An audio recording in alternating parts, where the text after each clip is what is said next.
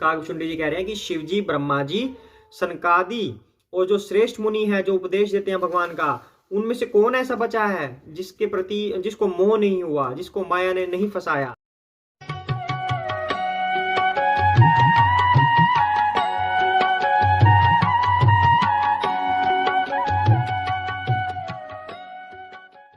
जय सिया राम। आइए पाठ को आगे बढ़ाते हैं। सबसे पहले हम श्री राम की वंदना करेंगे। सिया राम जय जय राम, सिया राम जय जय सिया राम, सिया राम जय जय राम, सिया राम जय जय सिया राम, सिया राम जय जय राम, सिया राम जय जय राम, सिया राम जय जय राम, सिया राम जय जय राम, सिया राम जय जय राम, सिया राम जय जय सिया राम। हे राम मेरे राम, सिया राम जय जय राम, मेरे राम सीता राम, सिया राम जय जय राम।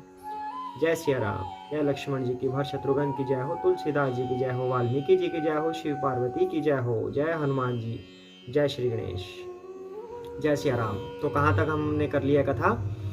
गरुड़ जी ने काकभूषुंडी जी से सारी कथा सुन ली, श्री राम कथा शुरू से लेकर लास्ट तक, और शिव जी ने वो सब बताया पार्वती माता को कि गरुड़ जी क्या क्या सुन रहे हैं। सारी कथा सुनने के बाद उसके बाद गरुड़ जी बोले कि हे काकभूषुंडी जी, हे प्रभु, मेरा मोह अब दूर हो गया। अब आगे करते हैं। जय सिया राम। मोही भयउ अति मोह प्रभु बंधन रन महु निरखी, चिदानंद संदोह राम बिकल कारण कवन। युद्ध में गरुड़ जी कह रहे हैं काकभूषुंडी जी को कथा सुनने के बाद, युद्ध में प्रभु का नागपाश से बंधन देखकर मुझे अत्यंत मोह हो गया था कि श्री राम जी तो सच्चिदानंद घन हैं, वे किस कारण व्याकुल हैं। देखी चरित अति नर अनुसारी, भयउ हृदय मम संशय भारी, सोई भ्रम अब हित करी मैं माना, किन अनुग्रह कृपा निधाना। बिल्कुल ही लौकिक मनुष्यों का सा चरित्र देखकर मेरे हृदय में भारी संदेह हो गया था। कहते हैं कि बिल्कुल जैसे आम लोग, आम मनुष्य जैसे बिहेव करते हैं, व्यवहार करते हैं, वैसे ही श्री राम कर रहे थे कि नागपाश में बंध गए, अब मैं क्या करूं, असहाय हो जाऊं, ऐसा प्रभु कर रहे थे। तो उनको देखकर मुझे संदेह हो गया था। मैं अब उस भ्रम या संदेह को अपने लिए हित करके समझता हूं कि मेरे लिए वो संदेह हितकारी ही हुआ। क्यों हुआ? क्योंकि पूरी श्री राम कथा सुनने को मिल गई। श्री राम कथा सुनने का फल कोई छोटा मोटा नहीं होता। जैसे अभी हम श्री राम कथा कर रहे हैं, हम कर रहे हैं, आप सुन रहे हैं, इसका फल बहुत बड़ा होता है। भवसागर से पार करने वाली ये कथा होती है, इस जन्म मृत्यु के चक्र से छुटकारा दिलाने वाली ये कथा होती है। तो गरुड़ जी कहते हैं कि वो मेरा जो संदेह था वो मेरे लिए हितकारी ही हुआ, क्योंकि मैंने राम की कथा सुन ली। उस भ्रम की वजह से कृपा निदान ने मुझ पर यह बड़ा अनुग्रह किया। जो अति आतप व्याकुल होई, तरु छाया सुख जानई सोई, जो नहीं होत मोह अति मोही, मिलतेउ तात कवन विधि तोही। जो धूप से अत्यंत व्याकुल होता है वही वृक्ष की छाया का सुख जानता है। हे तात, यदि मुझे अत्यंत मोह न होता तो मैं आपसे किस प्रकार मिलता। गरुड़ जी कह रहे हैं काकभूषुंडी जी को। काकभूषुंडी जी तो इतने बड़े भक्त हैं कि भक्तों के दर्शन से ही हमारा जीवन संवर जाता है, हमारे पाप नष्ट हो जाते हैं, हमें भवबंधन से छुटकारा पाने का एक अवसर मिलता है। और गरुड़ जी ने काकभूषुंडी जी के दर्शन किए और उनसे कथा भी सुनी। कहते हैं कि उस मोह की वजह से ही तो मैं आपके दर्शन कर पाया हूँ। सुनतेऊ किमी हरि कथा सुहाई, अति विचित्र बहुविधि तुम गाई, निगम आगम पुराण मत एहा, कहीं सिद्ध मुनि नहीं संदेहा। और कैसे अत्यंत विचित्र यह सुंदर हरि कथा सुनता जो आपने बहुत प्रकार से गाई है। वेद शास्त्र और पुराणों का यही मत है, सिद्ध और मुनि भी यही कहते हैं, इसमें संदेह नहीं। कि संत विशुद्ध मिलहि परितेहि, चित वही राम कृपा करि जेहि। राम कृपा तव दर्शन भयउ, तव प्रसाद सब संशय गयउ। क्या कह रहे हैं कि गरुड़ जी, इस बात में कोई संदेह नहीं कि शुद्ध संत उसी को मिलते हैं जिसे श्री राम जी कृपा करके देखते हैं। श्री राम जी की कृपा से मुझे आपके दर्शन हुए और आपकी कृपा से मेरा संदेह चला गया। गरुड़ जी कह रहे हैं कि संतों के दर्शन भी उसी को होते हैं जिसके ऊपर श्री राम की कृपा हो जाती है। भगवान की कृपा के बिना हम शुद्ध भक्तों से मिल भी नहीं पाते। जय श्री राम। इसी तरह गरुड़ जी कह रहे हैं कि आप शुद्ध भक्त हैं और भगवान की मुझ पर कृपा हुई थी, तभी उनकी कृपा की वजह से मैं आपसे मिल पाया हूँ। सुनी विहंग पति बानी सहित विनय अनुराग, पुलक गात लोचन सजल मन हर्षेव अतिकाग। पक्षीराज गरुड़ जी की विनय और प्रेम युक्त वाणी सुनकर कागभुषुंड जी का शरीर पुलकित हो गया। उनके नेत्रों में जल भर आया और वे मन में अत्यंत हर्षित हुए। श्रोता सुमति सुशील सुचि कथा रसिक हरिदास, पाई उमा अति गोप्यमपि सज्जन करहि प्रकाश। हे उमा, शिव जी कह रहे हैं, सुंदर बुद्धि वाले, सुशील, पवित्र, कथा के प्रेमी और हरि के सेवक श्रोता को पाकर सज्जन अत्यंत गोपनीय रहस्य को भी प्रकट कर देते हैं। बोलेउ कागभुषुंड बहोरी, नभग नाथ पर प्रीति न थोरी। सब विधि नाथ पूज्य तुम मेरे, कृपा पात्र रघुनायक केरे।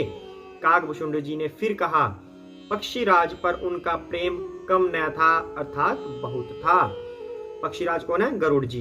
तो कागभुषुंडी का प्रेम गरुड़ जी पर कम नहीं था, ऐसा कह रहे हैं। हे नाथ, आप सब प्रकार से मेरे पूज्य हैं और श्री रघुनाथ जी के कृपा पात्र हैं।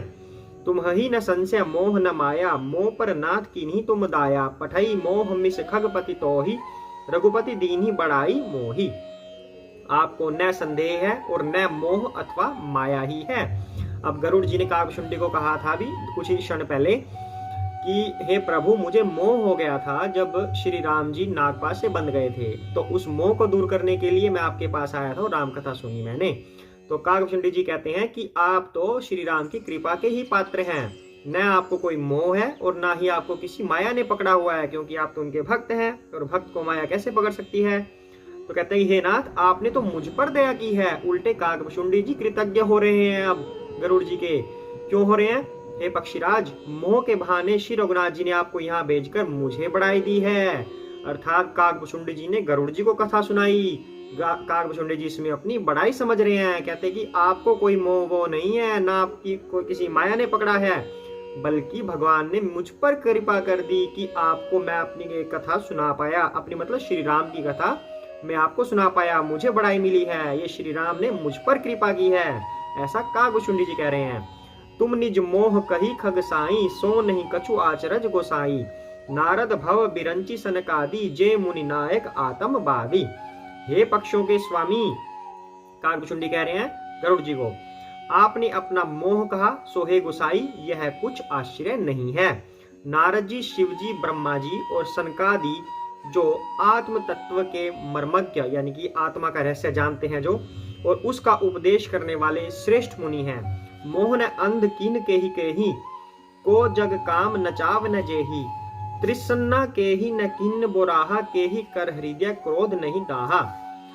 तो कह रहे हैं जो नारद जी हैं, शिव जी हैं, ब्रह्मा जी हैं, सनकादि जी हैं, जो आत्म तत्व को जानते हैं, आत्मा का ज्ञान जिनको है, और उसका उपदेश करने वाले जो श्रेष्ठ मुनि हैं, उनमें से किस किस को मोह ने अंधा नहीं किया। कागभुषुंडी जी कह रहे हैं कि शिव जी, ब्रह्मा जी, सनकादि और जो श्रेष्ठ मुनि है जो उपदेश देते हैं भगवान का, उनमें से कौन ऐसा बचा है जिसके प्रति जिसको मोह नहीं हुआ, जिसको माया ने नहीं फंसाया, जिसको विवेक शून्य नहीं किया।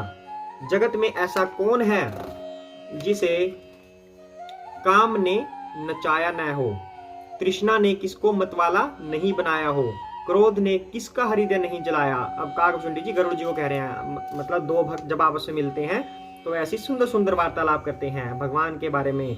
कह रहे हैं कि गरुड़ जी ने तो कह दिया कि मुझे मोह हो गया था, कागभुषुंडी जी कह रहे हैं जी आपको मोह नहीं हुआ था, मुझ पर कृपा हुई है कि मैं आपको कथा सुना पाया। और मोह से कौन ग्रस्त नहीं हुआ? शिव जी, ब्रह्मा जी, सनकादि और बहुत से श्रेष्ठ मुनि, सबको मोह ने ग्रसित किया है।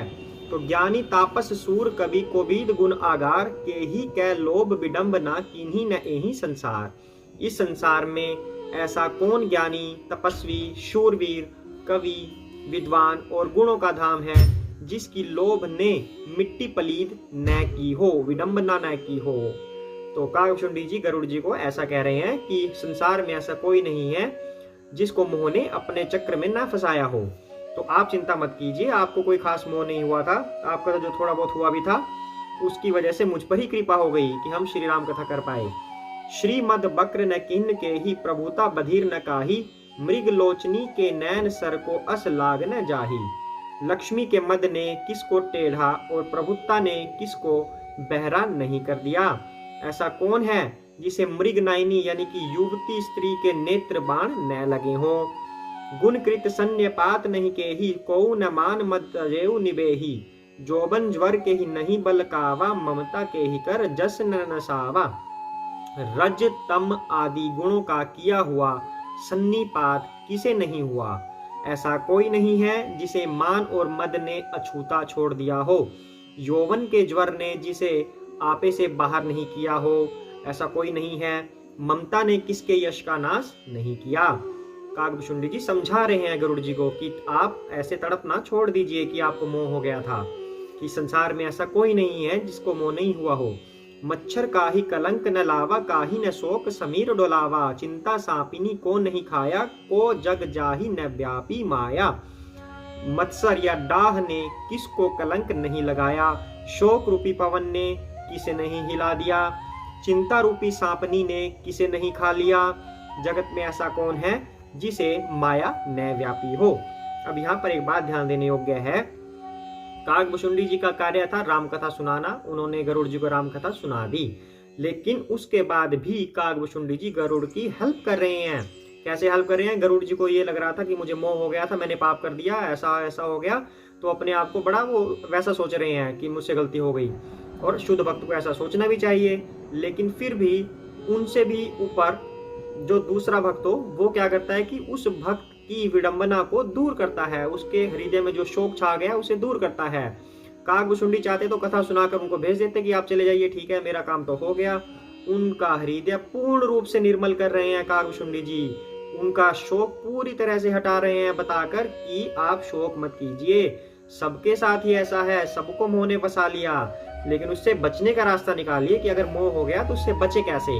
अब गरुड़ जी तो बच गए, कैसे बच गए? रामकथा सुन ली और मोह खत्म हो गया। पर हम क्या ऐसा करते हैं? हमें तो सारा दिन मोह होता है, कभी कोई चीज से हम अट्रैक्ट हो जाते हैं, कभी किसी चीज से अट्रैक्ट हो जाते हैं, तो क्या हम उसका निवारण करते हैं? हमें उसका निवारण करना चाहिए, श्री राम की कथा सुननी चाहिए, जिससे हमारा मोह दूर होगा और प्रभु से हमारा प्रेम होगा।